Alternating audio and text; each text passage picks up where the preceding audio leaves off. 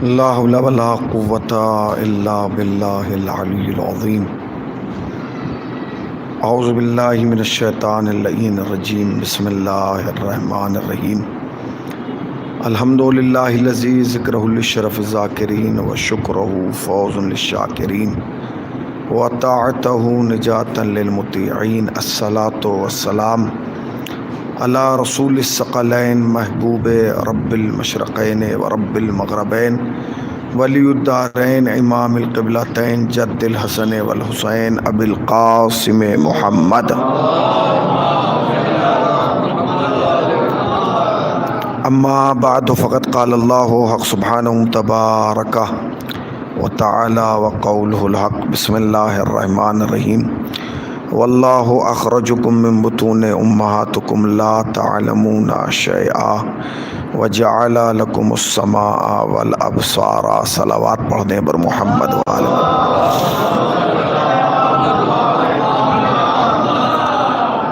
انتہائی واجب الاحترام علماء کرام اور حاضرین فرش عزا، مرحومین کے ایصال ثواب کے لیے مجلس عزا بعنوان ایصال ثواب بعنوان برسی منعقد کی گئی ہے، اور ہم اور آپ جمع ہوئے ہیں ان کے اہل خانہ کو تعزیت پیش کرنے کے لیے اور صبر کی تلقین کرنے کے لیے.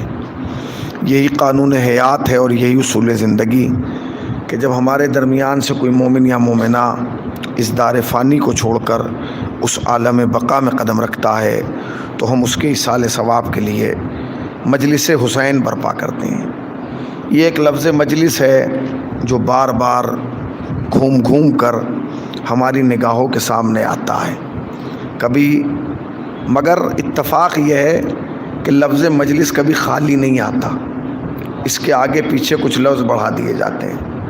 مجلس سویم، مجلس پنجم، مجلس چالیسواں، مجلس ترہیم، مجلس ششماہی، مجلس برسی، مگر ایک لفظ ہے جو بار بار آ رہا ہے: مجلس مجلس مجلس مجلس. تو مجلس گھر میں غم ہو تو مجلس، فرش غم بچھایا جائے تو مجلس رکھی جاتی ہے، اور گھر میں شادی ہو تو فرش مسرت پیچھے بعد میں بچھے گا، پہلے مجلس رکھی جاتی ہے. تو آخر یہ ایک مجلس ہے جس کا ہماری زندگی پر ایک خاص اثر ہے اور خاص تعلق ہے. کبھی آپ نے سوچا کہ اس مجلس سے ہم نے کتنا فائدہ اٹھایا ہے اور اس کا کتنا اثر ہماری زندگی پر ہوا ہے؟ ابھی چھٹیوں کا زمانہ گزر رہا تھا. جو ہوشیار والدین تھے، جو باہوش اور عقلمند والدین تھے، انہوں نے کوشش یہ کی کہ اگر بچوں کا اسکول بند ہے تو ایسا نہیں ہے کہ بچوں کو آزاد چھوڑ دیا جائے، بلکہ ان کے لیے ٹیوشن کا انتظام کیا جائے. اور انہوں نے جا کے اپنی حیثیت کے اعتبار سے کوشش یہ کی کہ بہترین سے بہترین ایک ٹیوٹر، ایک تعلیم دینے والا، ایک استاد ان کے لیے مہیا کیا جائے. بھائی 1.5-2 مہینے کی چھٹی ہے، جب تک یہ اسکول نہیں جا رہے ہیں یہ آپ کے پاس آئیں گے. مگر جب بچہ 15 دن چلا گیا تو والدین نے چیک کیا کہ جو 15 دن سے جا رہا ہے اس کا کچھ فائدہ مل بھی رہا ہے کہ نہیں مل رہا. اتفاق وقت کہ بچے کے اندر کوئی تبدیلی نظر نہیں آئی، بچے کے اندر کوئی چینجنگ نظر نہیں آئی، بچے کے اندر کوئی بدلاؤ نظر نہیں آیا. تو ذمہ دار والدین اس ٹیوشن دینے والے استاد، اس ٹیوٹر کے پاس پہنچے، اور پہنچنے کے بعد کہا کہ کمال ہو گیا، 1 مہینے سے بچہ آپ کے پاس آ رہا ہے، آپ کی سن رہا ہے، آپ کے پاس بیٹھ رہا ہے، آپ کی خدمت میں آ رہا ہے، مگر بچے پہ اس کا کوئی اثر نظر نہیں آ رہا ہے. توجہ فرما رہے ہیں؟ اس کا مطلب یہ ہے کہ ذمہ دار والدین اگر بچے کو 1 مہینہ بھیجتے ہیں تو کوشش یہ کرتے ہیں کہ اس کا اثر اس کے اوپر نظر آئے. 1400 برس سے ہم مجلس میں آ رہے ہیں، ہمیں دیکھنا چاہیے کہ ان مجلسوں کا اثر ہماری زندگی پہ کتنا ہو رہا ہے. ایک صلوات پڑھیں پر محمد وآل محمد. اگر زحمت نہ ہو تو یہ جگہ تھوڑا سا پر کر لیں، تھوڑا قریب آ جائیں، اس جگہ کو پر کر لیں، ذرا سا، تھوڑا سا قریب آئیں. میں تو میں تو شاید پہلی مرتبہ اس امام بارگاہ اس رضا خانے اور اس ہال میں آیا ہوں. کیا نام ہے اس کا؟ جی عسکری. عسکری کا مطلب سمجھے آپ؟ ہاں, مولانا غلام عسکری ہال قبلہ کے نام سے, بانی تنظیم کے نام سے یہ منسوب ہے. عسکری جانتے ہیں کسے کہتے ہیں؟ لشکر کو کہتے ہیں. اگر آپ فرش عزا پہ بیٹھیں تو یہ سمجھ کے بیٹھیے گا کہ آپ امام زمانہ کے لشکر میں ہیں. اور وہ لشکر لشکر نہیں ہوتا جس میں نظام نہیں ہوتا. اب ایک وہاں بیٹھ گیا, دوسرا یہاں بیٹھ گیا, دوسرا یہاں بیٹھ گیا. جو آدمی مجلس میں تہذیب سے نہیں بیٹھ پا رہا ہے, سسٹم سے نہیں بیٹھ پا رہا ہے, وہ لشکر میں کیسے کھڑا ہو پائے؟ ایک نظام ہونا چاہیے. لگنا چاہیے کہ ایک مجلس ہو رہی ہے. ایک صلوات پڑھیں پر محمد والا, تھوڑا قریب آئیں تاکہ ایک مجلسی ماحول بنے, ایک مجلسی ماحول بنے. تو ہم مسلسل مجلسوں میں آ رہے ہیں, صبح شام مجلسوں میں آ رہے ہیں, تو ہمیں چیک کرنا ہوگا آیا ان مجلسوں کا اثر ہماری زندگی پر کتنا ہو رہا ہے. خود سوچئے. آپ کو یاد نہیں ہوگا اگر میں کسی سے یہاں پوچھوں کہ آپ نے ایک ہفتے میں کتنی مجلسیں سنی, وہ بتا دے گا مولانا ایک وہاں سنی ہے, ایک یہاں سنی ہے, اس کا سویم سنا ہے, اس کا 40واں سنا ہے. پتہ چلا کہ ہفتے میں دن 7 تھے, مجلسیں 4 سن لی. اور آگے بڑھی, آپ نے 15 دن میں کتنی سنی وہ بتا دے گا, 1 مہینے میں کتنی سنی وہ بتا دے گا. میں یہ کہوں 6 مہینے میں کتنی سنی تو سوچنا پڑے گا. 1 سال میں کتنی سنی تو پھر اور سوچے گا. اور میں کہوں یہ جو محرم آ رہا ہے اس میں آپ کتنی سنیں گے, اس کا مطلب یہ ہے کہ مجلسیں ہم اتنی سن چکے ہیں کہ ہمیں خود یاد نہیں ہے کہ کتنی سن چکے ہیں, مگر اس کا اثر ہمارے اوپر کیوں نہیں آ رہا؟ جانتے ہیں کیوں؟ دیکھیے پرانے زمانے میں اور آج کے زمانے میں ایک فرق ہے. زمانہ بدل رہا ہے نا بھائی, زمانہ بدل رہا ہے. ایک دور وہ تھا جب مرحوم غلام عسکری صاحب قبلہ خطاب کرتے تھے, کرار صاحب قبلہ خطاب کرتے تھے, ذیشان صاحب قبلہ, سید العلماء خطاب کرتے تھے, ماحول اور تھا. آج کا ماحول کچھ اور ہے. تبدیلی کہاں آئی جانتے ہیں آپ؟ تبدیلی کہاں آئی؟ تبدیلی یہاں آئی کہ جب بچہ مجلس سے آتا ہے تو ماں یہ پوچھتی ہے دروازے پہ, بیٹے مجلس گیا تھا, تبرک میں کیا لایا ہے؟ تو جو بھی بچے کے ہاتھ میں ہوتا ہے بچہ بڑھا دیتا ہے. اماں شیرمال بٹے, اماں بسکٹ بٹیے, اماں دودھ بٹا ہے, اماں یہ بٹا ہے. بس یہی کمی ہے. جب تک ماں یہ پوچھتی رہے گی بیٹے تبرک میں کیا لایا ہے, تب تک تبدیلی نہیں آئے گی.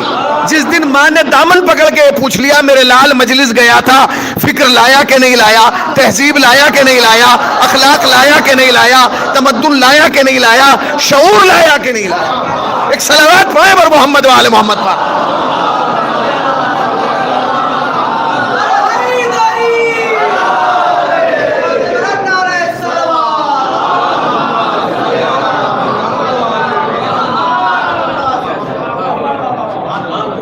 بھائی ماں کا حق ہے, ماں, ایک ماں کے سال ثواب کی مجلس ہے نا. ماں کا حق یہ ہے کہ ماں بچے کو پوچھے بیٹے گیا تھا, جیسے ٹیوشن سے آنے کے بعد پوچھتے آج کیا پڑھ کے آیا. جس دن اماں نے یہ پوچھنا شروع کر دیا نا بیٹے مجلس گیا تھا, آج کیا سن کے آیا.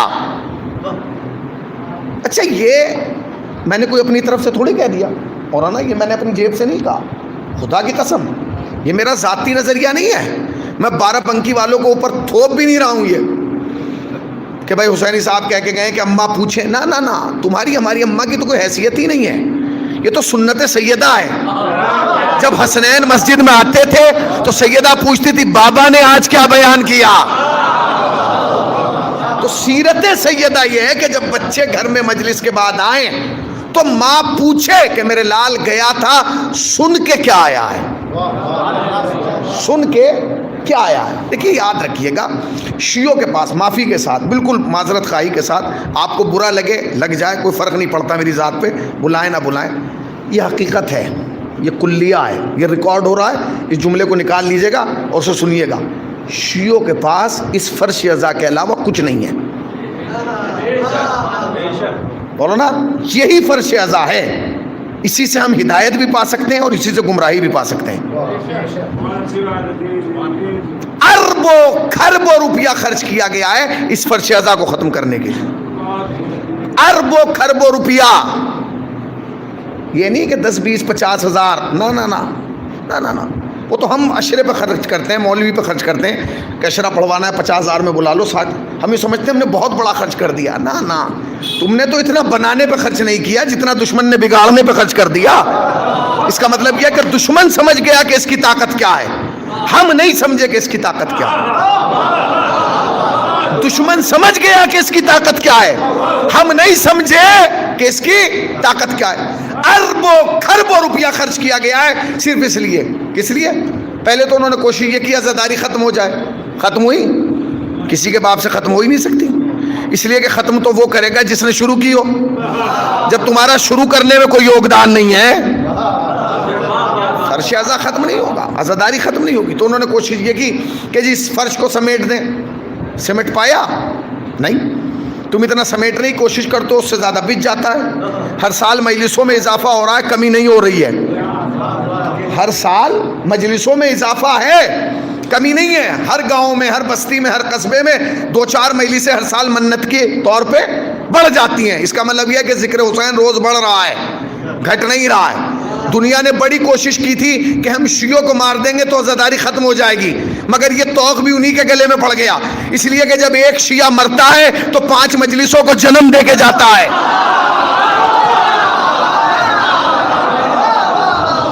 جب ایک شیعہ مرتا ہے,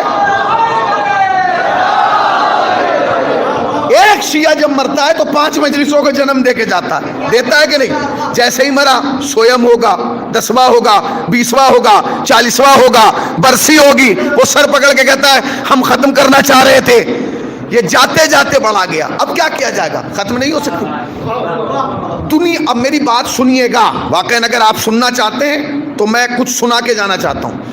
بڑی کوشش کی کہ عزاداری ختم ہو جائے, نہیں ہو پائی. فرش ازا سمٹ جائے, نہیں سمٹ پائے. تو انہوں نے دوسرا کام کیا. قبلہ پوری توجہ, علماء ہیں, میرے اکابرین ہیں, بزرگ ہیں اور اساتذہ کی منزل میں, بہرحال ہم نے انہیں سنا ہے, یہاں تک پہنچے ہیں, پوری توجہ. تو انہوں نے ایک کام کیا, بہت دور بیٹھ کے انہوں نے یہ کام کیا کہ تمہارا لباس پہنا کے نیچے بٹھا دیے اور میرا لباس پہنا کے اوپر بٹھا دیے. تھکو ہوا کا تو میں ذمہ دار ہوئی نہیں. انہوں نے جب وہ تھک گئے, پریشان ہو گئے اور سمجھ گئے کہ اب عزاداری ختم نہیں ہو سکتی, تو انہوں نے 2 کام کیے. کیا کیا؟ اوپر میرا لباس پہنا کے بٹھا دیا, نیچے تمہارا لباس پہنا کے بٹھا دیا. غور کیا؟ یعنی نیچے سیاہ لباس پہنا کے بٹھا دیے اور اوپر امامہ پہنا کے بٹھا دیا, ٹوپی شیروانی پہنا کے بٹھا دیا. اب فرض کیا ہے؟ اب دونوں طرف ڈیوٹی بڑھ گئی. ڈیوٹی کیا بڑھ گئی؟ نیچے والا بیٹھ کے یہ چیک کرے کہ اوپر والا کس عقیدے کا ہے, اور اوپر والا یہ بیٹھ کے چیک کرے کہ نیچے والے کس عقیدے کے ہیں. نہیں پہنچے آپ. اب دونوں کی ڈیوٹی ہے. نیچے والا اوپر والے کو چیک کر رہا ہے اور اوپر والا نیچے والے کو چیک کر رہا ہے. ہر چیز کو چیک کرنے کے لیے ٹیسٹر ہوتا ہے نا, ٹیسٹر. یہ بھی ایک ٹیسٹر ہے.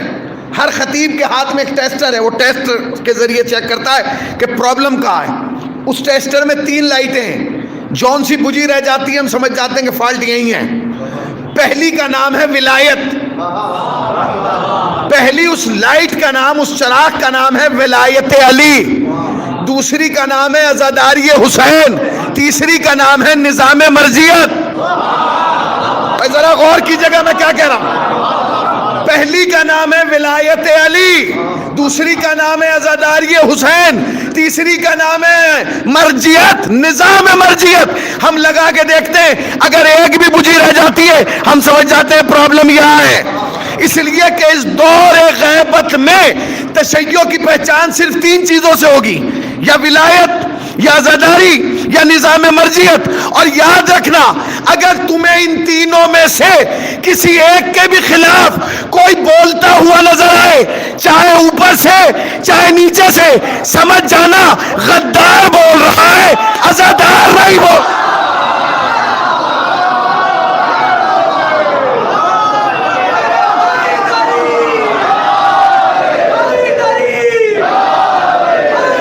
تم پر واجب ہے,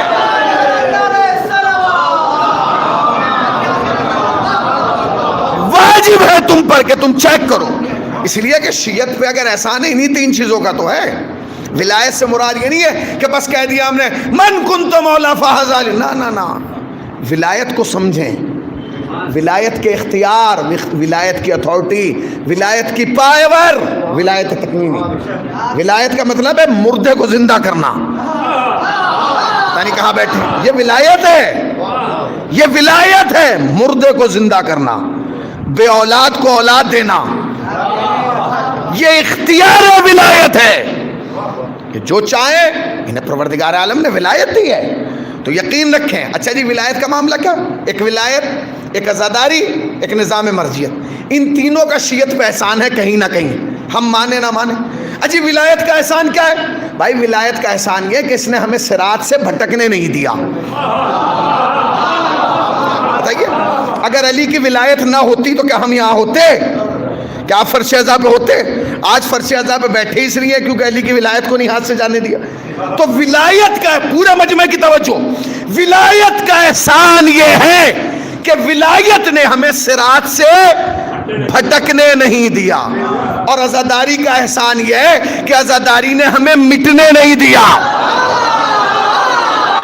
اب میں بہت قیمتی جملہ کہہ رہا ہوں، پوری توجہ مجمع کی۔ کیا کہا؟ ولایت کا احسان یہ کہ ولایت نے ہمیں صراط سے بھٹکنے نہیں دیا۔ عزاداری کا احسان یہ، عزاداری نے ہمیں مٹنے نہیں دیا، اور مرجیت کا احسان یہ، مرجیت نے ہمیں بکھرنے نہیں دیا۔ صلوات پڑھے پر محمد وا۔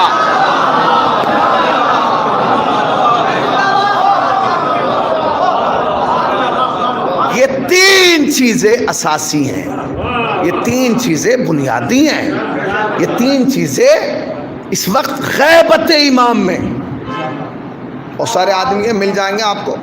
اچھا، ہر طریقے کے لوگ قوم میں ہوتے ہیں کہ نہیں؟ بھائی ہر قسم کے، ہر کہنا چاہیے کہ ہر جگہ کچھ لوگ ہوتے ہیں جو اپنے اندر آپ ہوتے ہیں، وہ کسی کی سنتے ہی نہیں، وہ کسی کو مانتے ہی نہیں۔ ہم ممبئی چلے گئے، ایک صاحب ہمیں مل گئے، وہ آ کے بار بار ایک ہی جملہ، میں مرجع کو نہیں مانتا۔ میں نے کہا میں تو یہاں مجلس پڑھنے آیا ہوں، مرجع کو تھوڑی منوانے آیا ہوں۔ پھر تھوڑی دیر کے بعد میں مرجع کو نہیں مانتا، میں مرجع۔ جب اس نے کئی دفعہ کہہ دیا تو میں نے آہستہ سے جملہ کہا، وہ شاید اس کی سمجھ میں بھی نہیں آیا مگر لوگوں کی سمجھ میں آ گیا۔ میں نے کہا جا، اگر مرجع کو نہیں مانتا تو جا مر جا، زبردستی تھوڑی ہے۔ اگر تو مرجع کو نہیں مانتا تو جا مر جا۔ اس کی تو سمجھ میں آیا نہیں تھا، آپ کی سمجھ میں آیا کہ نہیں؟ جا مر جا۔ کہنے لگا آپ یہ نہیں پوچھیں گے کہ ہم نہیں مانتے تو کیوں نہیں مانتے؟ میں نے کہا مجھے ضرورت تھوڑی ہے آدمی کی زبردستی۔ ایک صاحب مجھ سے کہنے لگے کہ وہ ہم علی کو نہیں مانتے، تو میں نے کہا ہم کیا منوانے آئے ہیں؟ کہنے لگا آپ کیوں نہیں منوانا چاہتے؟ میں نے کہا ہمیں جنت میں بھیڑ ہی نہیں کرنا، جتنے ہیں بس وہی کافی ہیں۔ علی کو کوئی زبردستی منوا نہیں سکتا، اس کے لیے لہو کی طہارت کی شرط ہے، اس کے لیے لہو کی طہارت کی شرط ہے، یہ ایسے نہیں منوایا جائے۔ ارے میں نہیں مانتا مرجع کو، تو بھائی ہم کیوں نہیں؟ پوچھئے میں کیوں؟ میں نے کہا مجھے ضرورت ہی نہیں ہے پوچھنے کی، کیوں پوچھوں میں تجھ سے زبردستی پہ؟ کہ نہیں پوچھئے۔ تو میں نے کہا بھائی بتا۔ کہنے لگے دیکھیں شیعت پہ اتنا برا وقت آیا، کوئی مرجع ہمارا باہر نکل کے آیا؟ تو میں نے کہا کیا مطلب؟ کہنے لگے لبنان میں اتنے مارے گئے، پارا چنار میں اتنے مارے گئے، پاکستان میں اتنے مارے گئے، حلب میں اتنے مارے گئے، رقہ میں اتنے مارے گئے، سوریہ میں اتنے مارے گئے، ہر جگہ شیعہ مارے جا رہے ہیں۔ تو میں نے کہا پھر؟ کہیں گے سیستانی صاحب اپنے کمرے میں بیٹھے ہیں، خامنہئی صاحب اپنے کمرے میں۔ تو میں نے کہا آپ کیا چاہتے ہیں؟ سیستانی صاحب اور خامنہئی صاحب باہر نکل کے آئیں؟ کہیں گے تو پھر کون آئے گا؟ یہ نہیں آئیں گے۔ میں نے کہا انہیں آنے کی ضرورت نہیں ہے، انہیں آنے کی باہر ضرورت ہی نہیں ہے، اس لیے کہ تمام مراجس نے مل کے ایک شیر پالا ہے جس کا نام ہے حسن نصر اللہ۔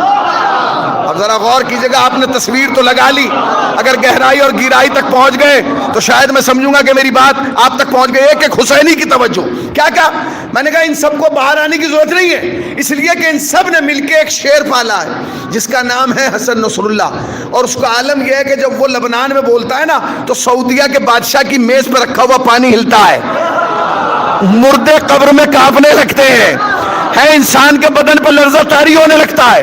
اس نے ایک بیان دیا، پوری دنیا ہل گئی۔ اس نے کہا دنیا بھر کے دہشت گردوں کان کھول کر سن لو، میں علی کا بیٹا حسن نصر اللہ اعلان کرتا ہوں کہ ساری دنیا کے دہشت گرد مل کر شام میں جمع ہو جائے، انشاءاللہ اگر میں نے خیبر یاد نہ دلا دیا اولاد علی نہ کہنا۔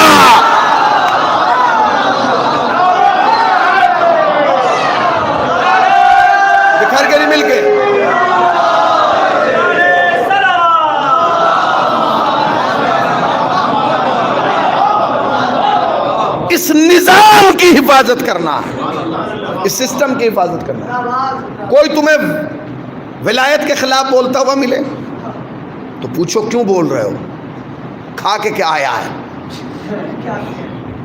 کوئی عزاداری کے خلاف بولتا ہوا ملے پھر پوچھو کھا کے کیا آیا ہے؟ بہت سارے لوگ ملتے ہیں نا، تبرک میں یہ نہ بانٹو، وہ نہ بانٹو، وہ نہ بانٹو۔ بہت سارے لوگ ایسے ہیں جو ممبر سے بھی کہتے ہیں اجی اتنا مہنگا تبرک کیوں بٹ رہا ہے؟ وہ کبھی اس موضوع پہ بحث نہیں کرتے کہ اتنا موٹا لفافہ کیوں مل رہا ہے۔ انسان عزاداری میں اپنی حیثیت کے اعتبار سے خرچ کرتا ہے۔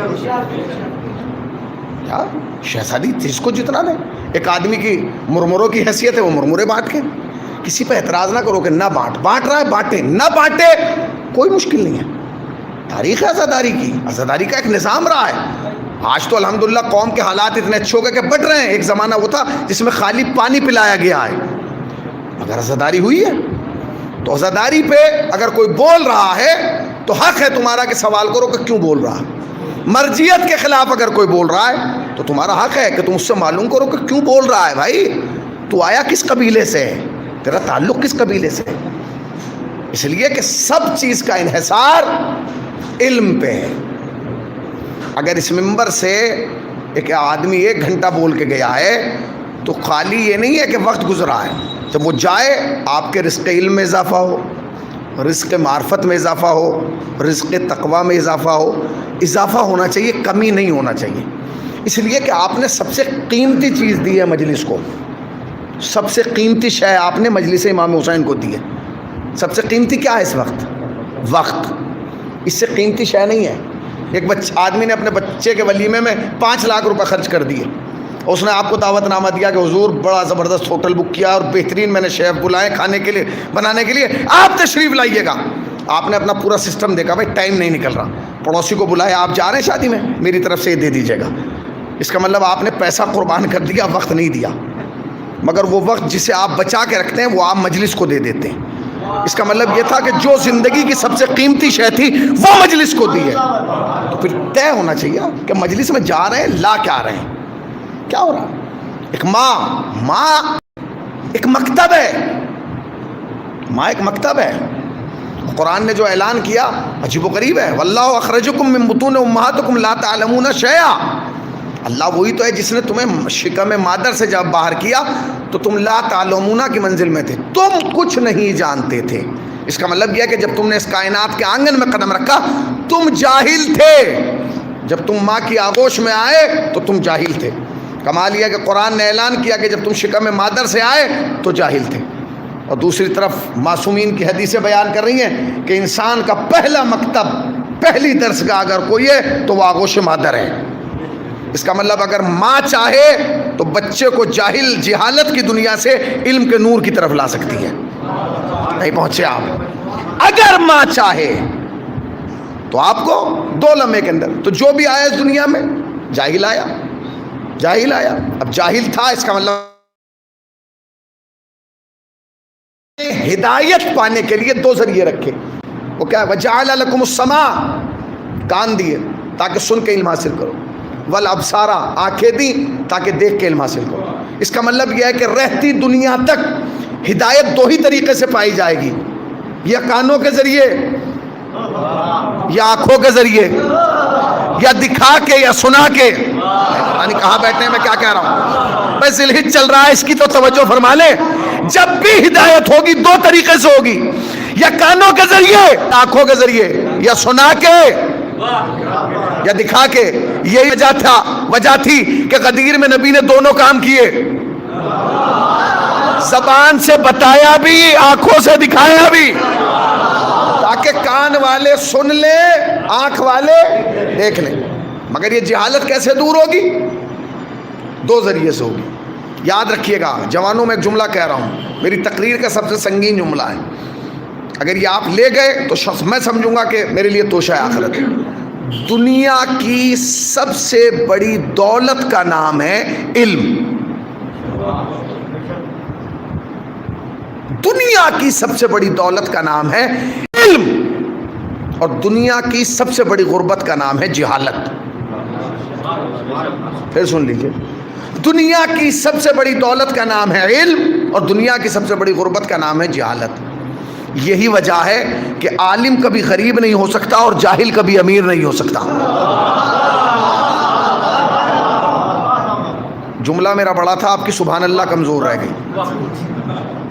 نہیں، ہیرے جلا کے کوئی آلو نہیں ابالتا۔ میں نے جو جملہ کہا ہے اس کی مجھے پوری پذیرائی چاہیے۔ پھر سنیے، یہ جملہ میں نے اپنی طرف سے نہیں کہا کہ دنیا کی سب سے بڑی دولت کا نام ہے علم۔ علم سے بڑی دولت کوئی ہے ہی نہیں۔ جناب امیر ممبر پہ بیٹھے ہیں، سامنے ایک شخص کھڑا ہوا، یا علی اجازت دے ایک سوال کروں؟ علی نے کہا کرو، ہم تو ممبر پہ بیٹھے اس لیے کہ تم سوال کرو۔ کہنے مولا یہ بتائیے علم افضل ہے یا مال؟ علی مسکرائے، کہنے لگے علم افضل ہے، علم۔ کہنا مولا دلیل دیجئے کہ علم افضل ہے۔ کیا دلیل دی، خدا کی قسم، 12 بنکی والوں، کیا دلیل دے دی علی نے، خدا کی قسم۔ دل چاہتا ہے کہ سجدہ شکر ادا کروں کہ علی جیسا امام ہمیں ملا۔ سوال کیا تھا؟ یہ بتائیے علم افضل ہے یا مال؟ علی نے کہا علم۔ اس نے کہا دلیل دیجئے۔ دلیل جو دی علی نے، قیامت آ گئی۔ کہنے لگے سنو، دلیل یہ ہے کہ مال خرچ کرنے سے کم ہوتا چلا جاتا ہے، علم خرچ کرنے سے بڑھتا چلا جاتا ہے۔ اللہ اکبر، اللہ اکبر۔ مال خرچ کرنے سے، مال خرچ کرنے سے کم ہوتا ہے، علم خرچ کرنے سے بڑھتا ہے۔ آ جائیے، ایک دولت والا دولت خرچ کرنا شروع کرے اور ایک مولوی اپنی جو علم حاصل کیا ہے، وہ کمی کس میں ہوگی؟ دولت میں، علم میں کمی نہیں ہوگی۔ اس لیے کہ جب انسان علم خرچ کرنا شروع کرتا ہے تو ہر باب سے ایک باب کھلتا ہے، ہر نقطے سے نقطہ نکلتا ہے، ہر بات سے بات نکلتی ہے۔ وہ بیٹھ گیا۔ یاد رکھیے گا، علی کی بزم میں آج لوگ کہتے نہیں اجی میری مجلس میں یہ حرکت ہو گئی، شرارت کے طور پہ ہوئی ہے، پلاننگ تھی۔ تمہاری اور ہماری مجلس کی کیا حیثیت ہے؟ علی جب خطاب کرتے تھے لوگوں کو شرارت کے لیے بٹھایا جاتا تھا، بٹھاتے تھے کہ نہیں؟ جب وہ شرارت کے لیے بیٹھتے تھے اور شرارت کرتے تھے تبھی تو پتہ چلتا تھا کہ طہارت والے اور ہیں، شرارت والے اور ہیں، تبھی تو پتہ۔ اب علی بیٹھے ہیں ممبر پہ، علی ممبر پہ بیٹھے ہیں، وہ بیٹھ گیا، اس نے سوال کیا کہ علی بتائیے علم افضل ہے یا مال؟ علی نے کہا علم۔ دلیل کیا ہے؟ مال خرچ کرنے سے کم ہوتا ہے، علم خرچ کرنے سے بڑھتا ہے۔ اس نے کہا اس کے بعد تو کوئی جواب ہی نہیں ہے، اگر چون چرا کیا تو میں ہی ذلیل ہو جاؤں گا۔ بیٹھ گیا۔ اتنی دیر میں دوسرا آدمی بغل سے اٹھا، اس نے کہا بھی سوال ہے۔ علی نے کہا تم بھی کرو۔ کہ لگے مولا میرا بھی سوال یہ بتائیے علم افضل ہے یا مال؟ اس سے پہلے کہ علی جواب دیتے، وہ جو نیچے بیٹھا تھا اس نے ابا کا دامن ہلایا۔ اس نے کہا کیا بات ہے؟ اس نے کہا دماغ خراب ہو گیا؟ ابے جب سوال وہی کر رہا ہے جو میں نے کیا ہے تو علی تجھے جواب بھی وہی دیں گے جو مجھے دیا ہے، تو کیوں پاگل بنا رہا ہے لوگوں کا؟ بیٹھ جا۔ اس نے کہا بات تو صحیح ہے، جب سوال ہوئی ہے تو جواب بھی وہی ہوگا۔ بیٹھنے لگا۔ مولا متوجہ ہوئے، کہیں گے کیوں بیٹھ رہا ہے؟ میں نے تو ابھی کوئی جواب نہیں دیا۔ کہیں گے مولا یہ کہہ رہا ہے، یہ کیا کہہ رہا ہے؟ کہ یہ کہہ رہا ہے کہ آپ مجھے بھی وہی جواب دیں گے جو اسے دیا ہے۔ وہ مسکرا کے کہنے لگے بیٹھنے کی ضرورت نہیں، اسے اس کی عقل کے مطابق دیا ہے، تجھے تیرے دماغ کے مطابق دوں گا۔ صلوات پڑھنا پر محمد و آل محمد پر۔ عقلوں کے مطابق جو عقلوں کے مطابق جواب دے اسے علی کہتے ہیں، جو شعور کے اعتبار سے جواب دے اسے علی کہتے ہیں، جو فکر کے اعتبار سے جواب دے۔ علی جانتے تھے برداشت کر پائے گا کہ نہیں، ایسا تو نہیں کہ برداشت نہ کر پائے مر جائے، نہیں، علی ہر انسان کی حقیقت کو جانتے تھے۔ بیٹھ گیا، کہا مولا بتائیے جواب کیا ہے؟ جواب یاد ہے آپ کو اس کو جو جناب امیر نے جواب دیا، کیا دیا؟ مال خرچ کرنے سے کم ہوتا ہے، علم خرچ کرنے سے بڑھتا ہے۔ اللہ اکبر۔ اس نے پھر سوال کیا، مولا بتائیے کہ میرا جواب کیا ہے؟ مسکرائے علی۔ کیا جواب دیا خدا کی قسم، آپ سوچ نہیں سکتے کیا جواب دیا۔ اس سے خوبصورت جواب شاید کائنات میں کوئی دے ہی نہ پائے۔ بھائی علی امام ہے، امام کا کلام کلام کا امام ہوتا ہے۔ اب علی کے کلام کا وزن سمجھیے گا۔ مسکرائے، اور اگر اس سے بہترین جواب دنیا میں کوئی اور دے دے تو مجھے بتا دیں، میں علی کو چھوڑ کے اس کے پیچھے کھڑا ہو جاؤں گا۔ بھائی لاؤ تو کوئی ایسا ہو تو جو علی کے برابر ہو۔ زبردستی تھوڑی ہے، اگر علی سے اچھا کوئی ہوگا ہم علی اس کو پاس جائیں گے، مگر ہو تو لائیں نا بھائی۔ اگر علی سے اچھا کوئی اور ہوتا یا علی جیسا کوئی دوسرا ہوتا تو ہم اس کے پاس جاتے. علی تو ایک ہی ہے, اور یہ خالی ایک ہی نہیں, خزانہ قدرت میں بھی علی ایک ہی تھا. یعنی کہاں بیٹھے ہیں؟ اور قریب آ جاؤں, 12 میں بھی علی ایک ہی ہے, 14 میں بھی علی ایک ہی ہے. کہ مولا جواب دیجئے. اب علی جواب دے رہے, کہنے لگے سن, اب جملہ سنیے گا, کہ سن مال سے علم افضل ہے. کہ مولا دلیل کیا ہے؟ کہ دلیل یہ ہے کہ مال چوری کیا جا سکتا ہے, علم چوری. آپ چلے جائیے, یہ جملہ نہیں ہے خالی, یہ علی کی زبان کی صداقت ہے, یہ علی کے کلام کا وزن ہے, یہ علی کی پاور ہے, یہ علی کا اختیار ہے. یہ علی بول رہے ہیں کہ سن مال چوری کیا جائے گا, علم کبھی چوری نہیں کیا جائے گا. علی تو 1400 برس پہلے بولے تھے, ہم تو 2022 میں بیٹھے. جائیے پورے ضلع بارہ بنکی میں چیک کیجئے, کسی تھانے میں ایک FIR دکھا دیں کہ جس پہ لکھا ہو میرا علم چوری ہوا ہے, میرے علم پہ ڈاکہ ڈل گیا ہے, میرے علم پہ ڈکیتی پڑ گئی ہے. بھیا نہیں ممکن, کیونکہ جب اس زمانے کے چور علم نہیں چوری کر سکے, علم کسی دور میں چوری نہیں ہوا, ناممکن ہے. دلیل دوں میں آپ کو؟ ابھی میں آپ کو ایک چھوٹا سا واقعہ سناتا ہوں. دنیا شیعت کے بہت بڑے خطیب ایران میں گزرے ہیں, فارسی زبان کے, آغا کافی, بہت بڑا نام گزرا ہے, آغا کافی. ان کی 5 جلدیں بھی ہیں مجالس کی, تقاریر کی. وہ کہتے ہیں, عجیب و غریب واقعہ بیان کرتے ہیں. وہ کہتے ہیں میں تہران میں رات کے وقت پہنچا, رات کے وقت 10 ساڑھے 10 بجے, ساری دکانیں بند ہو گئیں, مال بند ہو گئے, شو روم بند ہو گئے, سب کچھ بند تھا, سب کچھ. میں اپنا آہستہ آہستہ فٹ پاتھ کے کنارے سے گزر رہا تھا. میں نے دیکھا ساری دکانیں بند ہیں, مگر ایک آدمی جو فٹ پاتھ پر کتابیں لگا کے بیچتا تھا, اس کی کتابیں جو کی تو رکھی ہے. وہاں کوئی نہ پہرے دار, نہ چوکیدار, نہ پنی پڑی ہوئی, کچھ نہیں, وہ جو کی تو رکھی ہے. کہیں گے مجھے تو پریشانی ہو گئی, یہ سب شہر بند ہے, اس کی دکان کھلی ہے اور یہ خود بھی نہیں ہے.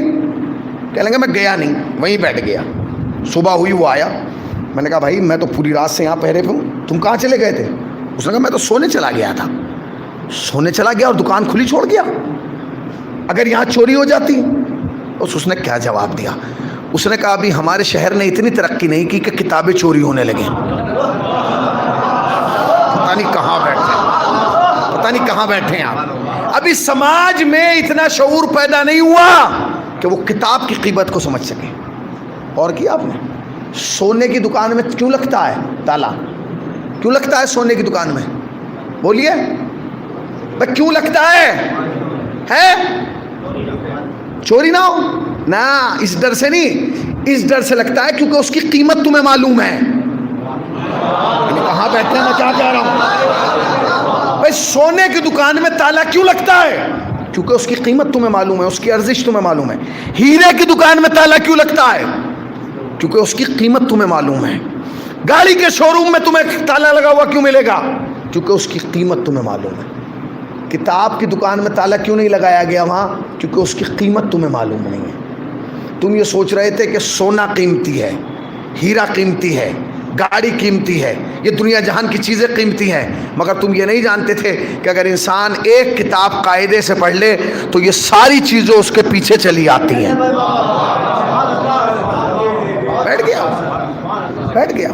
جناب امیر سے سوال کیا, مولا بتائیے علم افضل ہے یا مال؟ علی نے کہا علم. دلیل کیا ہے؟ پھر مسکرائے. کہیں گے دلیل یہ ہے, پہلی دلیل یاد ہے, مال خرچ کرنے سے کم ہوتا ہے, علم خرچ کرنے سے بڑھتا ہے. مال چوری کیا جا سکتا ہے, علم چوری نہیں کیا جا سکتا.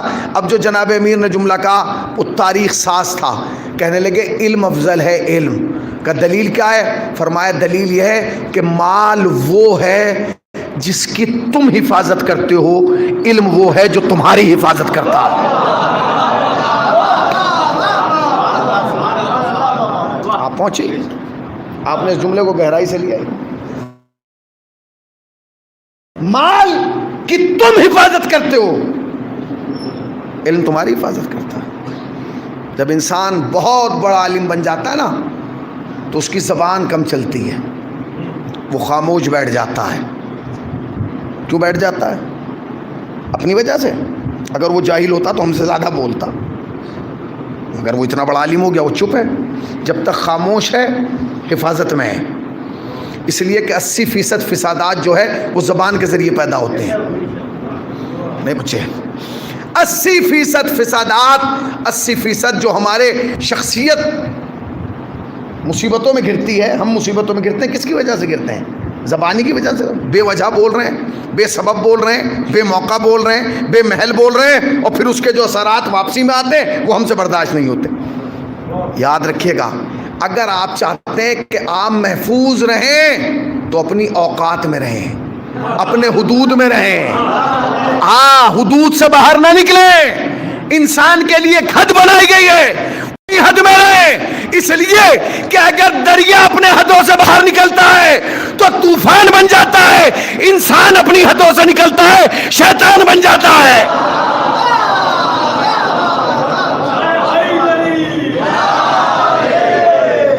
اپنی حدوں میں رہے، تم نکلو گے شیطان بن جاؤ. حدوں سے نکلتے ہی شیطان. یہ کیا ہے، وہ کیا ہے، میرے سامنے کون کیا ہے کون کیا ہے؟ تو تم کیا ہو؟ تم ہو کیا؟ تمہاری حقیقت کیا ہے؟ تمہاری حیثیت کیا ہے؟ سمجھ گئے؟ ہر آدمی پنگا لینے پہ توڑا پڑا ہے. یہ کیا ہے اور وہ کیا ہے. کسی کی کسی میں نہیں چلی، مولوی صاحب پہ چلانے لگا. اے مولانا کیا ہے؟ کمال یہ جس کی گھر میں بیوی پہ نہیں چلتی وہ بھی مولوی صاحب پہ چلاتا ہے. یہ کیا ہے؟ سمجھ گئے؟ ہر ایج کو پیچھے کرو، ہم مولوی صاحب سے آگے. بھیا مولانا کے پیچھے ہی رہنا، آگے نہیں جانا. دھیان رکھنا. تمہیں آج نسخہ دے کے جا رہا ہوں. اگر آپ اپنا سکون چاہتے ہیں زندگی میں، مولوی کے پیچھے رہیں، آگے نہ جائیں. جانتے ہیں کیوں؟ جانتے ہیں؟ اس لیے کہ جب روز جماعت ہوتی ہے تو آپ کہاں ہوتے ہیں؟ مولوی کے پیچھے. اور جب کوئی مر جاتا ہے تو کہاں ہوتا ہے؟ مولوی کے آگے. سمجھے؟ اس کا مطلب یہ ہے کہ جب تک زندہ ہے پیچھے ہے، جب مردہ ہو گیا تو آگے ہے.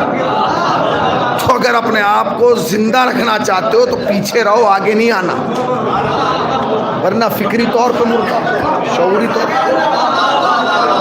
اب جو نہیں سمجھا اسے میں ہندی میں تو سمجھاؤں گا نہیں اتر کے. بھائی میں نے سنسکرت میں تو بات کی نہیں، میں تھائی لینڈی بول رہا ہوں، میں تو اردو بول رہا ہوں. آپ سمجھ بھی رہے. جب تک آپ زندہ ہیں مولوی کے پیچھے ہیں. جیسے ہی آپ مرے، قوم نے لا کے آپ کو مولوی کا آگے رکھ دیا اور رکھ کے خود پیچھے چلے گئے. وہ جو رکھ کے گئے ان سے کہو تم تو رک جاؤ، وہ کہیں گے نہیں. اس کا مطلب یہ ہے کہ قوم جسے مردہ سمجھتی ہے اسے مولوی کے آگے لاتی ہے. تو اب جو بھی سماج میں مولوی کے آگے چلتا ہوا ملے، سمجھ لو سماج کا مردہ ہے. سلامات پر دے بر محمد وآل محمد.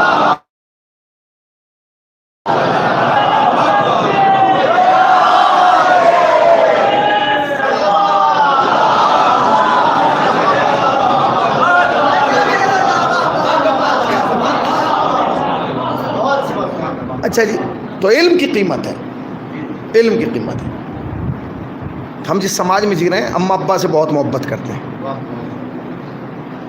ابا مر گئے، ابا کے مرنے کے 10 سال کے بعد بہت بڑا مکان بنایا.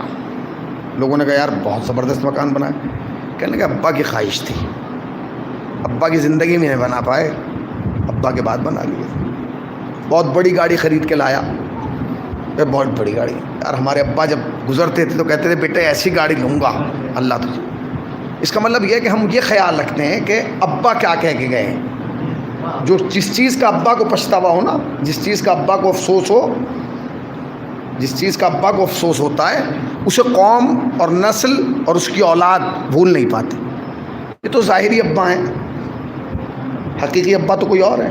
نبی نے فرمایا میں اور علی اس امت کے باپ ہیں. جناب امیر سے کسی نے پوچھا جب وقت آخر تھا، مولا کوئی ارمان؟ تم ارمان پورا کرتے ہو نا اپنے ابا کا، گاڑی کا، بنگلے کا. مولا کوئی ارمان؟ فرمایا 2 ارمان لے کے جا رہا ہوں. جناب امیر فرما رہے 2 ارمان ہیں جو علی دل میں لے کے جا رہا ہے. کہا مولا وہ کون سے؟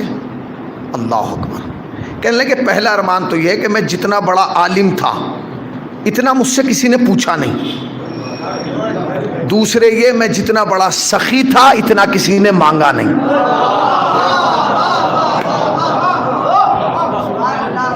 جتنا بڑا میں عالم تھا اتنا کسی نے پوچھا نہیں، اور جتنا بڑا میں سخی تھا اتنا کسی نے مانگا نہیں. تو آپ کو اپنے ابا کا یاد رہتا ہے؟ کبھی علی کا یاد رہا؟ یاد رہا نہیں رہا؟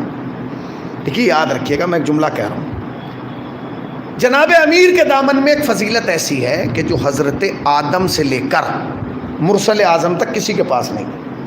پھر سن لیجیے، بڑی ذمہ داری کے ساتھ عرض کر رہا ہوں، حضرت آدم سے لے کر رسول اللہ کے پاس تک یہ فضیلت نہیں ہے۔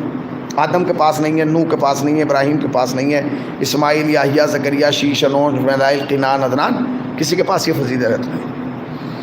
اور حضرت علی کے بعد امام حسن سے لے کے امام حسین عسکری تک اماموں میں بھی کسی کے پاس یہ فضیلت نہیں۔ اکلوتے یکتا تنہا علی ہیں جن کے دامن میں فضیلت ہے۔ اب آپ مجھے حیرت بھری نگاہوں سے دیکھ رہے ہیں کہ یہ کیا پڑھ رہا ہے بھائی، کیا کہنا چاہ رہا ہے۔ میں پھر کہہ رہا ہوں، حضرت آدم سے لے کر مرسل اعظم تک یہ فضیلت کسی کے پاس نہیں، اور مرسل اعظم کے بعد امام حسن سے لے کے امام حسین عسکری تک کسی کے پاس یہ فضیلت نہیں۔ پوری توجہ، اکیلے علیہ السلام یکتا تنہا علی جن کے دامن میں فضیلت ہے۔ وہ فضیلت جانتے کیا ہے؟ وہ فضیلت یہ ہے کہ اس پوری کائنات میں اکیلے علی ہیں جنہوں نے دعوی سلونی کیا ہے۔ اب آپ کی داد کمزور رہ گئی تو میں کیا کروں؟ آپ لے آئیے تاریخ میں، نبی نے کوئی دعویٰ کیا؟ آپ تو یہ سن کے ناراض ہو گئے کہ جی نبی نے دعویٰ نہیں کیا، علی نے کیسے کر دیا؟ اس سے پرانا سوال تو میں اپنی جیب میں لے کے گھوم رہا ہوں جس کا جواب آج تک مجھے نہیں ملا۔ آپ تو یہ سن کے ناراض ہوئے نا کہ نبی نے دعویٰ سلونی نہیں کیا، علی نے کیوں کر دیا؟ میں اس سے پرانا سوال لے کے گھوم رہا ہوں کہ قرآن کی تلاوت علی نے کیوں کی، نبی نے کیوں نہیں کی؟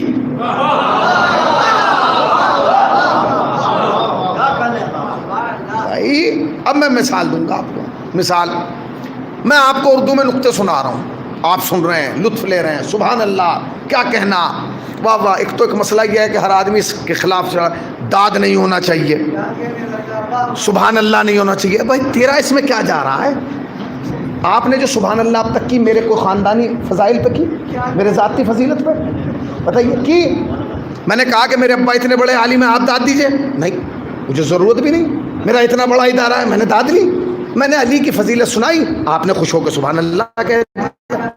مولوی صاحب کو اس کا بھی درد ہے، کیوں بھائی؟ اگر علی کی فضیلت میں دم ہے تبھی تو سبحان اللہ ہو رہا ہے بھائی، علی کی فضیلت میں دم ہے اسی لیے تو سبحان اللہ۔ مولوی صاحب نے اشعار پڑھے، مولوی صاحب کو داد تھوڑی تھی، اس کلام کو داد تھی جو اہل بیت کی شان میں تھا۔ دنیا علی سے جلتی ہی اس لیے کہ ساری فضیلتیں علی کے پاس آ گئی۔ اب میں آپ سے سوال کر رہا ہوں، میں تقریر کر رہا ہوں اردو میں، آپ سبحان اللہ کیا کہنے، واہ واہ مولانا، نعرے بھی لگا دیا آپ نے۔ اب میں یہاں بیٹھ کے آپ کو ماضی کی گردان سنانے لگوں، کس کی سمجھ میں آئے گا؟ میں یہاں بیٹھ کے کہنے لگوں ما ہوا علم النوح، کس کی سمجھ میں آ رہا؟ ہوا علم باصول یعرف بھی، کس کی سمجھ میں آ رہا؟ یہ تین آدمیوں کی سمجھ میں آئے گا۔ اور اگر یہ تینوں بھی نہ ہوتے تو پھر کسی کے پلے کچھ پڑتا ہی نہیں کہ 5 منٹ میں کیا پڑھ کے گیا۔ اس کا مطلب یہ ہے کہ سنانے کا مزہ اس وقت ہے کہ جب کوئی جاننے والا موجود ہو۔ یعنی کہاں بیٹھے ہیں آپ؟ ہمیں تم پریشانی ہو کہ نبی نے قرآن کیوں نہیں سنایا؟ نبی سناتے کسے؟ کسی کی سمجھ میں آنے والا ہی نہیں تھا، مگر جب ایک عالم قرآن آیا اس نے سنایا تو وہاں پہلے سے معلم قرآن موجود تھا۔ دلیل دینا شروع کیا۔ اب بہت سارے سن کے کہیں گے جی شیعوں نے جو ہے فضیلت میں جو ہے وہ نبی کو گھٹا دیا، علی کو بڑھا دیا۔ غلط۔ شیعت کا عقیدہ سن لیجئے، ہمارا عقیدہ یہ ہے کہ جو بھی نبی سے کسی کو بڑھائے وہ ہماری شیعت کے دائرے میں، ہماری فقہ کے اعتبار سے لعنتی تھا، لعنتی ہے اور لعنتی مل کے بول دیں، جو بھی نبی سے کسی کو بڑھائے وہ لعنتی تھا، لعنتی ہے، لعنتی رہے گا۔ مگر ہمارا دوسرا عقیدہ یہ کہ جو بھی نبی کے بعد علی سے کسی کو بڑھائے وہ بھی لعنتی تھا۔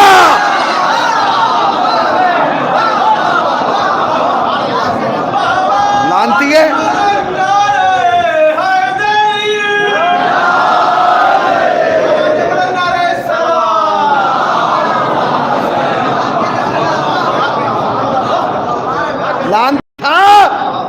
لعنتی ہے۔ آپ چاہے جتنی داد دیں مجھے برا نہیں لگے گا، چونکہ میں سمجھ رہا ہوں، مجھے معلوم ہے اپنی حقیقت کے داد مجھے نہیں مل رہی ہے، اس امام میں کوئی داد نہیں مل رہی، اس قبا کو داد نہیں مل رہی، اس لباس کو، اس کرتے کو داد نہیں مل رہی، داد اس فضیلت کو مل رہی ہے جو نبی نے بیان کی ہے، میں آپ کو سنا رہا ہوں۔ خوش ہونا تو حق ہے، اگر ہم علی کی فضیلت پہ بھی خوش نہ ہوئے تو پھر کس کی فضیلت پہ خوش ہوں گے بھائی؟ تو نبی نے فرمایا کہ علی نے کیا کیا؟ دعوی سلونی کیا، نہ علی سے پہلے والوں نے کیا نہ علی کے بعد کسی نے کیا۔ اچھا سوال سنیے آپ، دیکھیے ہر دور میں سوال جو ہیں وہ سمجھنے کے لیے نہیں کیے گئے، الجھانے کے لیے کیے گئے۔ ایک صاحب کھڑے انہوں نے کہا میرے سر میں بال کتنے ہیں؟ میرے سر میں بال کتنے؟ جناب امیر نے مسکرا کے کہا بتا دوں تو کیا گن لے گا؟ بات ہی ختم ہو گئی۔ اگر مولا یہاں رک جاتے میں بھی یہاں رک جاتا بھائی، اگر مولا یہاں رک جاتے، اس نے کہا یہ بتائیے میرے سر میں بال کتنے ہیں؟ تو مولا کو جواب دینا چاہیے تھا کہ اتنے ہیں۔ مولانا نے جواب دیا، کہنے لگے بتا دوں تو کیا گن لے گا؟ علی کا یہ کہنا کہ بتا دوں تو کیا گن لے گا، اس بات کی دلیل تھی کہ تجھے تو ابھی گنتی بھی نہیں آتی، تو پوچھ کیا رہا ہے؟ مگر اس کے بعد جو جناب امیر نے جملہ کہا وہ حساس تھا، کہنے لگے سن، بال چاہے جتنے بھی ہوں مگر ہر بال کی جڑ میں ایک شیطان بیٹھا ہے جو قیامت تک تجھے گمراہ کرتا رہے گا۔ بھائی جو قیامت تک تجھے گمراہ کرتا رہے گا۔ اب سوال ہو رہے ہیں، سوال ہو رہے ہیں۔ بعد رسول علی اپنے گھر میں آ کے بیٹھ گئے علی۔ اب جب علی گھر میں بیٹھ گئے تو علی تو گھر میں بیٹھ گئے، لوگ وہاں بیٹھ گئے جہاں انہیں نہیں بیٹھنا چاہیے تھا۔ بھائی لوگ وہاں بیٹھ گئے جہاں انہیں نہیں بیٹھنا چاہیے تھا۔ اب میں ایک بات کہنا چاہتا ہوں، تاریخ میں ایک شخص گزرا، ایک شخصیت ہے، شخص کیا بہت بڑی شخصیت ہے، بہلول دانا۔ وہ آئے دربار میں اور بادشاہ کا دربار میں تخت خالی پڑا تھا، جا کے اس تخت پہ بیٹھ گئے۔ سپاہیوں نے تو بولے بادشاہ کی جگہ بیٹھ گئے، اسے پکڑا، کھینچا، اتارا۔ بادشاہ جو تھا وہ جناب بہلول کا خالازاد بھائی تھا، پٹ گئے، چپ رہے۔ بادشاہ آیا، بادشاہ نے دیکھا کہ کانپ رہے ہیں، ادھڑے ہوئے بیٹھے ہیں، کپڑے پھٹے ہوئے ہیں۔ کہ کیا ہوا؟ کہ حضور ہم نے مارا۔ تم نے کیوں مارا؟ کہ حضور آپ کی جگہ بیٹھا تھا۔ کہنے لگے صحیح ہوا، صحیح کیا مارا، آج پہلے دن مار دیا نا، ورنہ روز بیٹھتا۔ صحیح کیا، پٹ گئے، بیٹھ گئے۔ اب جناب بہلول چپ ہیں۔ جیسے ہی بادشاہ کچھ کہنا چاہتا ہے بہلول چیخ کے روتے ہیں۔ سارا مجمع بادشاہ کی سنے یا ان کا رونا سنے؟ تو جب زیادہ دیر ہو گئی، جب بھی کوئی بات کرتا ہے یہ چیخ رہے ہیں۔ تو اس نے پوچھا درد ہو رہا ہے؟ کہنے لگے نہیں۔ دکھ رہا ہے؟ کہنے لگے نہیں۔ کوئی پرابلم ہے؟ کہنے لگے نہیں۔ رو کیوں رہا ہے بھائی؟ جب درد نہیں ہے کیوں رو رہا ہے؟ کہنے لگے تجھے دیکھ کے رو رہا ہوں۔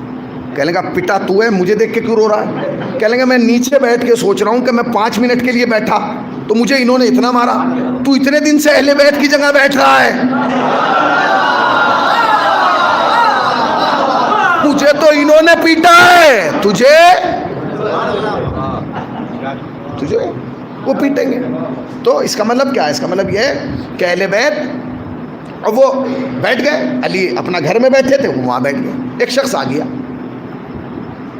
یہودی تھا یا عیسائی تھا، بہرحال وہ آ گیا، وہ دربار میں آیا۔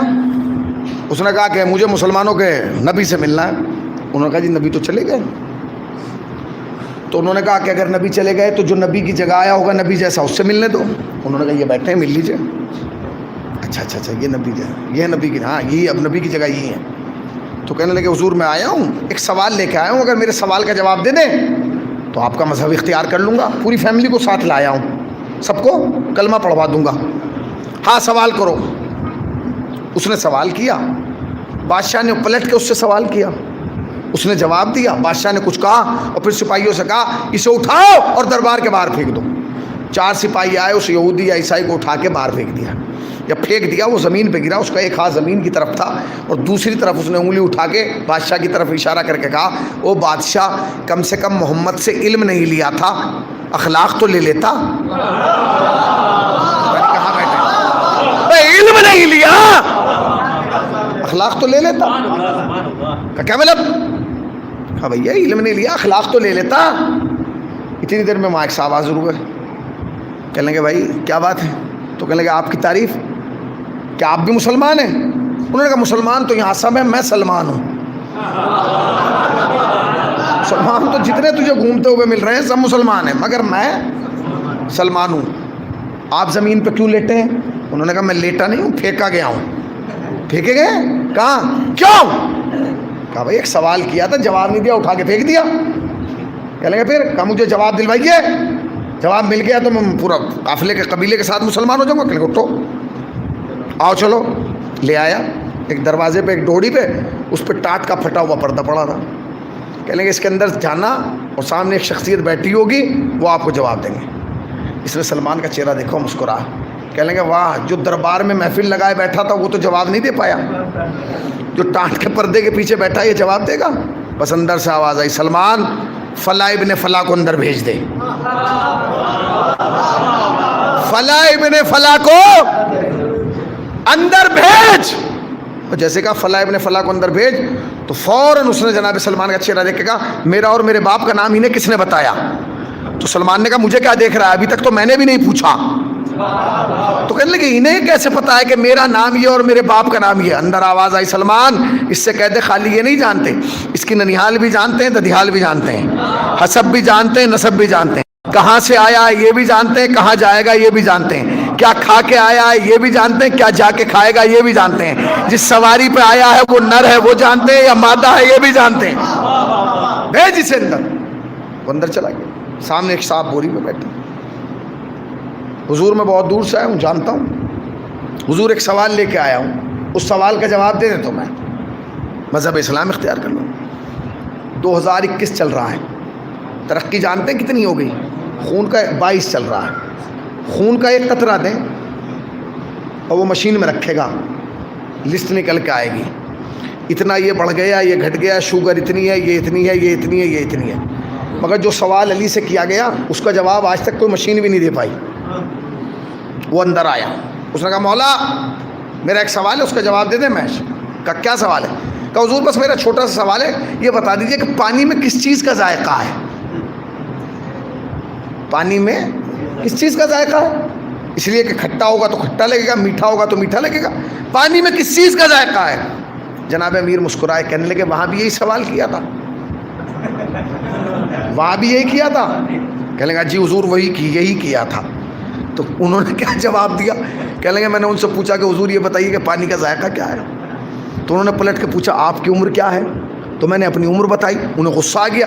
انہوں نے کہا تم عمر میں مجھ سے بھی 5 سال بڑے ہو، جب تم 5 سال سے پہلے سے پی رہے ہو، جب تمہیں آج تک نہیں پتا چلا. میں نے تو 5 سال بعد پینا شروع کیا، مجھے کیا پتا. اٹھا کے پھینکو.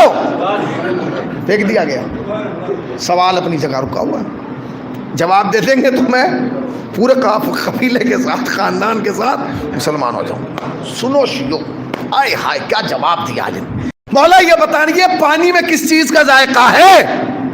علی مسکرائے، اور جو جواب دیا تاریخ ساز تھا. کہنے لگے پانی میں حیات کا مزہ ہے.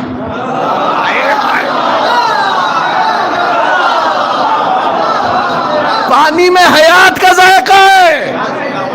خدا کی قسم علی کی بات پتھر کی لکیر ہے. آپ کو پیاس لگ رہی ہو، کولڈ ڈرنک پیجے، پیاس نہیں بجھے گی. تھمس اپ پیجے، پیاس نہیں بجھے گی. مازا پیجے، پیاس نہیں بجھے گی. 7 اپ پیجے، پیاس نہیں بجھے گی. لسی پی لے، پیاس نہیں ہوئے. مگر جیسے ایک گھونٹ پانی پیئیں گے، اس لیے کہ ان میں کسی میں حیات نہیں تھی. اب جملہ کہوں آخری آدمی تک. علی نے کیا کہا؟ پانی میں حیات کا مزہ ہے، زندگی کا مزہ ہے، لائف کا ٹیسٹ اگر ہے تو وہ پانی میں ہے. اب جملہ کہہ رہا ہوں سنو. دنیا والوں کہاں سے لاؤ گے ایسا خاندان؟ کہاں سے لاؤ گے ایسا قبیلہ؟ اگر دادا نہ ہوتا تو زندگی کا ذائقہ پتہ نہ چلتا، اور اگر پوتا نہ ہوتا تو موت کا ذائقہ پتہ نہ چلتا.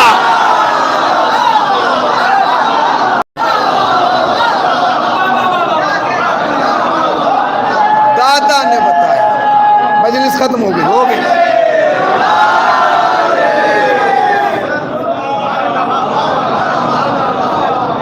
اگر دادا نہ ہوتا تو زندگی کا ذائقہ نہ پتہ چلتا، اور اگر پوتا نہ ہوتا تو موت کا ذائقہ پتہ نہ چلتا.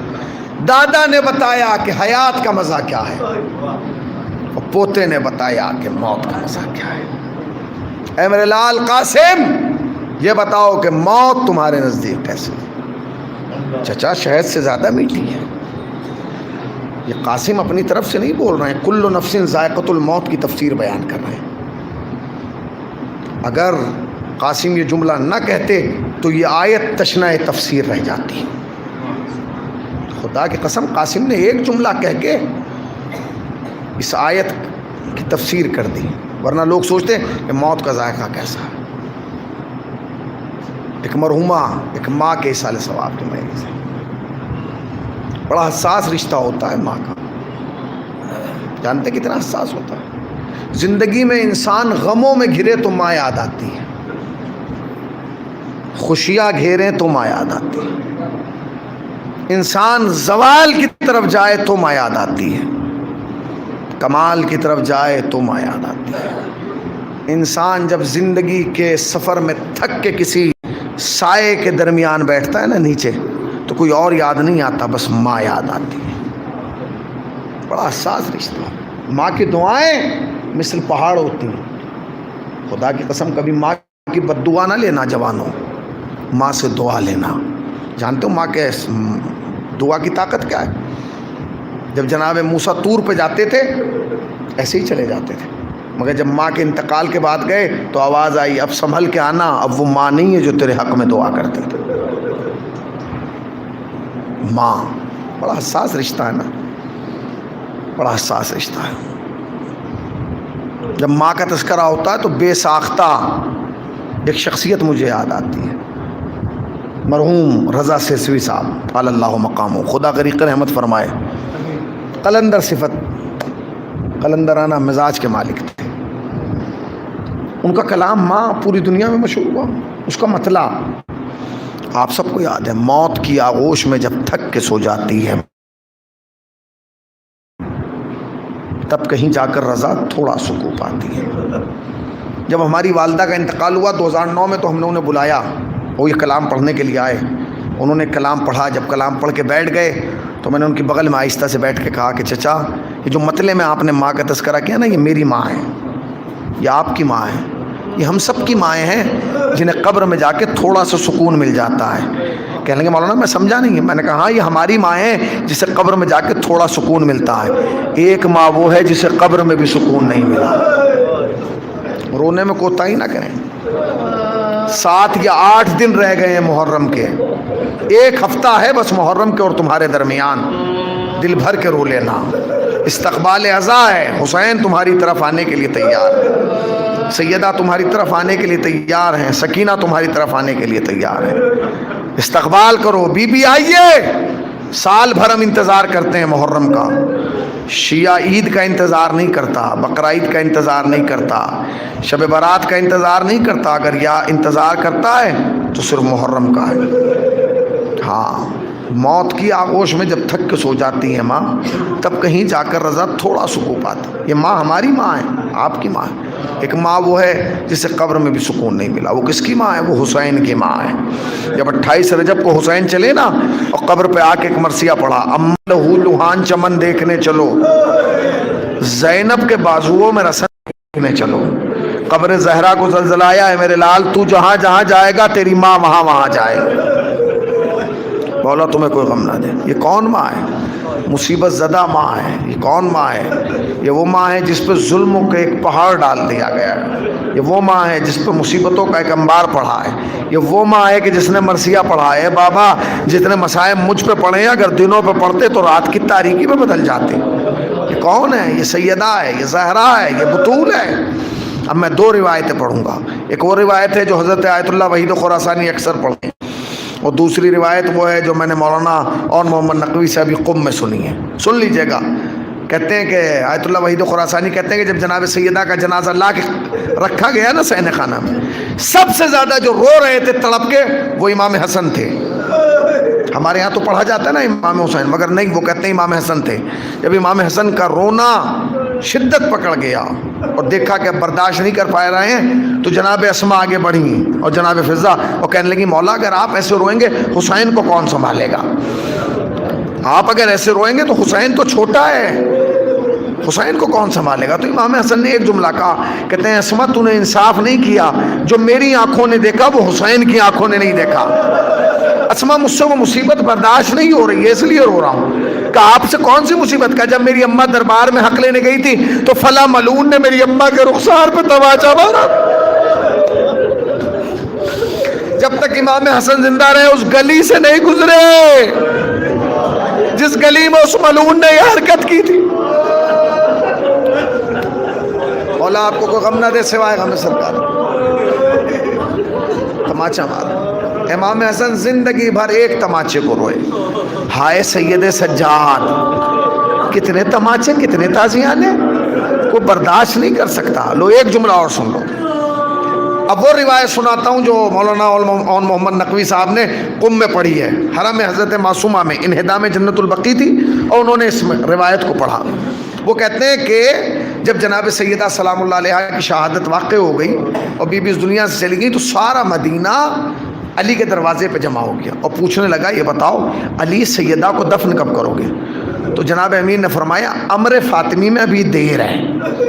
لوگ پوچھتے رہے، شام ہو گئی کہ امر فاطمی میں ابھی دیر ہے، رات ہو گئی، آخر میں لوگ اپنے گھروں کو چلے گئے۔ جب سب چلے گئے نا، علی نے رات کے اندھیرے میں سیدہ کو غسل دیا، کفن پہنایا اور لا کے آہستہ سے سیدہ کو سپرد خاک کر دیا۔ آج تک جناب سیدہ کی قبر کا کوئی نشان طے نہیں ہے کہ کہاں ہے۔ بعض کہتے ہیں مسجد نبوی میں محراب اور منبر کے درمیان ہے، بعض کہتے ہیں جنت البقیع میں ہے۔ اور محسن نقوی شہید نے اسی لیے کہا ہے خاک مدینہ تیری گلیوں میں ابھی تک ہم بنت پیمبر کی لہد ڈھونڈ رہے ہیں۔ بھائی ایک لمحہ اور مجلس رحمت، بس ایک لفظ ہے جس کو مجھے سنانا ہے۔ کہتے ہیں جب صبح ہوئی تو سارا مدینہ پھر جمع ہو گیا علی کے دروازے پہ، جو دروازے پہ کھڑے تھے دربان بن کے وہ اور کوئی نہیں تھے، جناب میثم تمار تھے۔ لوگ آتے گئے، علی سیدہ کو کب دفن کریں گے؟ جناب میثم کہتے ہیں نہیں، سیدہ کو دفن کر دیا، رات دفن کر دیا۔ آخر میں شیخین آئے، خدا لعنت کرے خدا۔ لانے کے بعد انہوں نے پوچھا میثم یہ بتاؤ علی سیدہ کو کب دفن کریں گے؟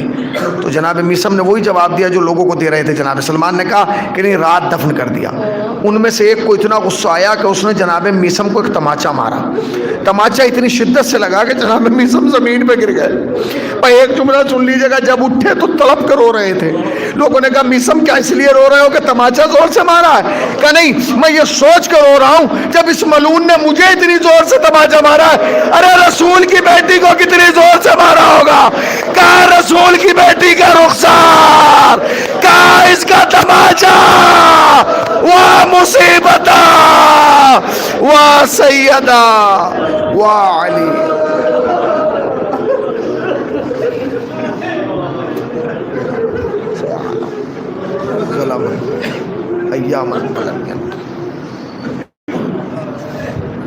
پروردگارہ تجھے واسطہ محمد علیہ محمد کا ہماری مختصر اور قلیل سی بات قبول فرما، ثواب نجات تو شاہ آخرت قرار دے۔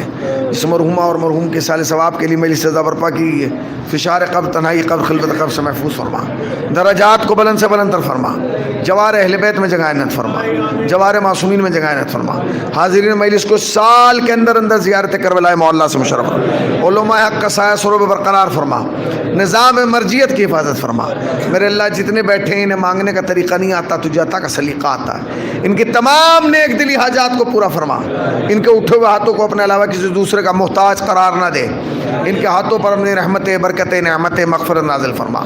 میرے اللہ اس ذکر کو اپنی بارگاہ میں قبول فرما، ذاکرین کی ذاکری اور سامعین کی حاضری دونوں کو اپنی بارگاہ میں قبول فرما۔ میرے اللہ ہمارے گناہوں کو معاف کر دے، گناہوں کو معاف کر دے، گناہوں کو معاف کر دے، گناہوں کو معاف کر دے، عاقبت بخیر کر دے، عاقبت بخیر کر دے، عاقبت بخیر کر دے، عاقبت بخیر کر دے، عاقبت۔ خدا اس ذکر کو ہماری نسلوں میں منتقل کر دے، نسلوں میں منتقل کر دے، نسلوں میں منتقل کر دے۔ میرے اللہ جب تک زندہ رہیں ذکر اہل بیت کرتے رہیں، ذکر اہل بیت سنتے رہیں۔ میرے اللہ ہماری زبان بیان میں قوت عطا فرما، سامعین کی سماعتوں کو اور بلائے ناگانی سے محفوظ فرما۔ میرے اللہ تجھے واسطہ محمد وآل محمد کا، تجھے واسطہ اہل بیت علیہ السلام کا، تجھے واسطہ شکستہ پہلو حضرت زہرا کا، ہم وارث کو تو بے وارثوں کی طرح زندگی گزاریں۔ وارث حقیقی حضرت امام زمانہ کے ظہور میں تعجیل فرما، ہمیں سرکار کے آوان و انصار میں شمار فرما۔ حضرات ایک مرتبہ سورہ الحمد اور 3 مرتبہ سورہ اخلاص کی تلاوت فرما کر مرحومہ کی روح کو اصال فرمائیں۔ شگفتہ بیگم بنت محمد سکتین۔